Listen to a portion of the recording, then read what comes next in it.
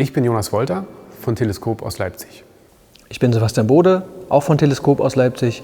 Wir sind hier in Knappenrode in der alten Energiefabrik und haben Musik gemacht. 2019 haben wir angefangen, dieses Gelände, das wirklich riesig ist, klangarchäologisch zu erschließen.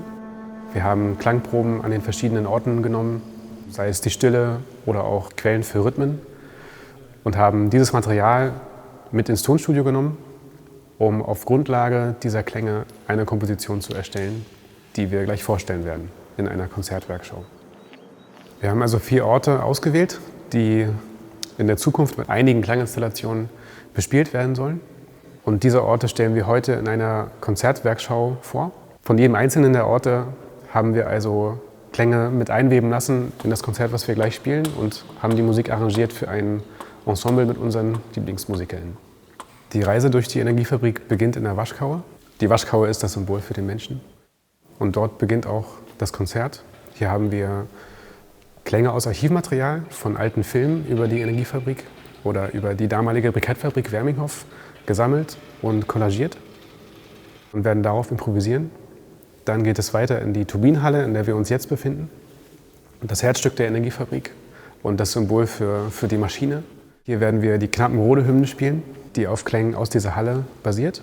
Und am Ende landen wir in der Natur, nämlich in 2 Stücken, die am Graureiher See entstanden sind.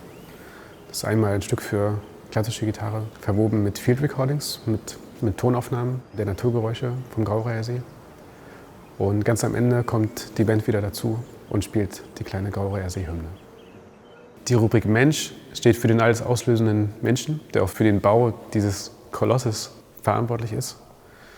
Die Maschinen sind gelaufen für einige Zeit, bis in die frühen 90er, und machen den Ort natürlich auch aus. Und jetzt ganz langsam holt sich die Natur diesen Ort zurück. Und deswegen ist das der 3. Faktor, den wir gerne bespielen wollen in der Komposition.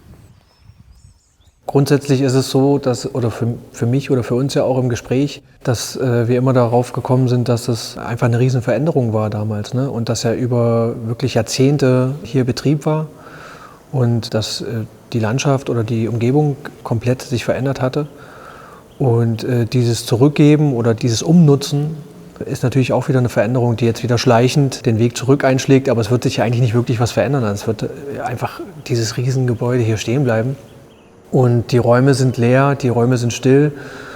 Und genau das festzuhalten, dass hier irgendwie jahrzehntelang Bewegung war, das ist eigentlich so gerade so diese Besonderheit, ne? Das eine war irgendwie die Notwendigkeit, die so stattgefunden hat, und jetzt ist es einfach wieder so ein Punkt, dass dass dieser Cut halt stattgefunden hat und dass jetzt neue Wege gegangen werden. Das ist wieder eigentlich wieder so ein Punkt wird, wo man sich trifft, also wo sich Menschen wieder treffen, ne? Vorher waren es tausende Menschen, die hier gearbeitet haben. Hoffentlich werden es sehr viele Menschen wieder, die sich hier wieder zusammenfinden und was anderes machen. Die Musik, die wir heute spielen, soll in der Zukunft eigentlich begehbar werden.